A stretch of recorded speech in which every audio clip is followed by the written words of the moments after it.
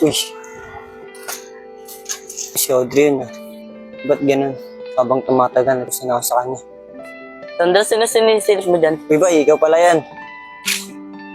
Siyempre pala yan ah. Crush ko. O bay, tinitingnan ko. Inaalam ko kung may pag-asa ka ba talaga. Oh, may narinig ka ba sabihin mo sa akin? Wala bay, pasensya na. Kaya ako mamaya samahan kita manligaw.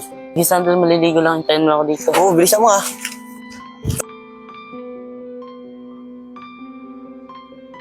Bay! Ano ba ready ka na? Oo, tara na. Sa forma mo ba yan? Naka-levers ka, tapos chinelas, red. Nice one. Tara na. Tara na. Tara.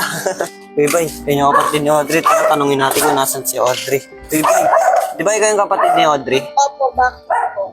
Yan ba yung kapatid mo? Opo. Di ba ikaw po si Bay, yung mga kahapon? Dyan ba ate mo? Opo. Sige, punta na lang po kayo sa bahay. Salamat.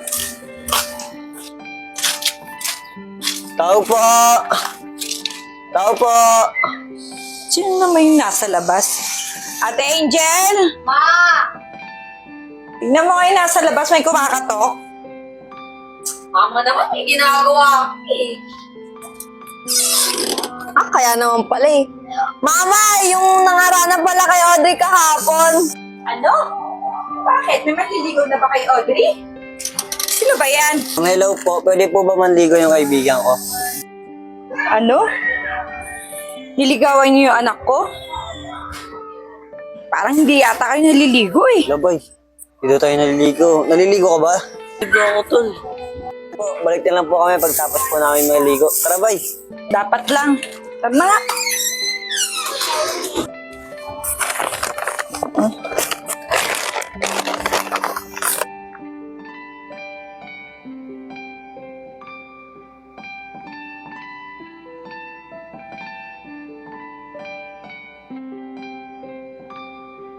Kaya na lang nakairam ako sa kapatid ko. Audrey! Audrey! Audrey! Wala. Saan yung pera ko? Saan yung pera ko? Importante pa naman yung para sa gamot ni Audrey. Ma, nakadiskarte ka po ba kay tita ng pera pambili ng gamot ko? Tao po. Oo, nakairam ako pero hindi ko alam baka nahulugan ako ng pera eh. Ma, alam mo naman kailangan ko yung pera para sa gamot ko, hindi mo pa Tao po. iningatan. Tao po. Tao po. Ma, may kumakatok yata. Sino sila? Oh, ikaw na naman. Alam mo may problema kami, sumasabay ka pa eh, no? Gusto ko po ibalik ng pera. Pulot ko po. Ano? Ikaw yung nakapulat ng pera ko? Halika, pawasok ka. Pasok ka. Halika, dito ka muna umupo. Audrey, Ito anak! na po na pera. Tama ta. Audrey, anak! Kasi kasuin mo nga muna si Bay. Ma. Oh, di ba yan yung makulit na nagkakagusto sa akin? Oo, nak. Nak, pakiasikaso naman siya. Siya naman kasi nakapulat ng pera na nawala eh. Ba yan si mama? Sige na. Anak, dito ka na naupo. Maiwan ko muna kayo dyan, ha?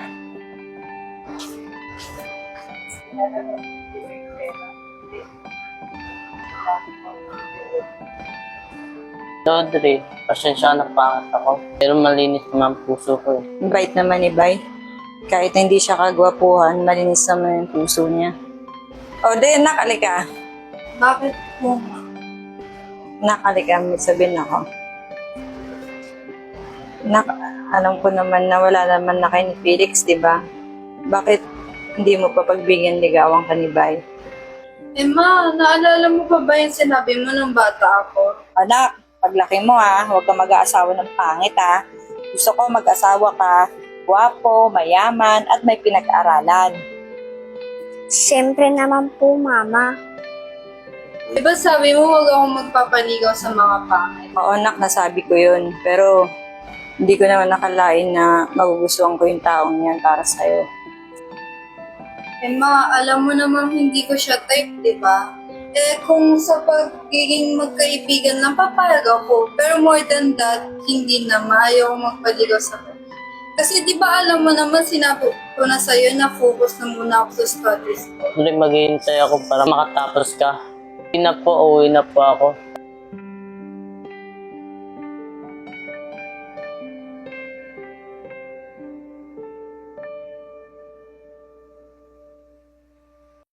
Kawawa naman si Bay. Sige naman, magpapahinga na muna ako.